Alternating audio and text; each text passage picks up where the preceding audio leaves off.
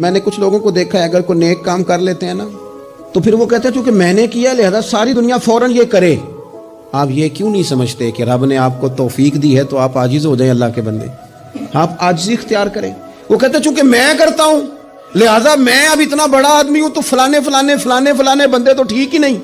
حضرت سعدی شیرازی کہتے ہیں کہ تہجد کا ٹائم تھا. پرانے زمانے میں نا لوگ مسافر اکثر رات مسجدوں میں آ کے گزارتے تھے, تو کہتے ہیں مسجد میں لوگ سوئے ہوئے تھے سارے, تہجد کا ٹائم تھا, میں تہجد کی نماز پڑھ رہا تھا, میرے والد بھی ساتھ تھے. تو میں نے اپنے ابا جی سے کہا یہ دیکھو کتنے بد نصیب ہیں, نفلوں کا ٹائم ہے اور یہ سوئے ہوئے ہیں.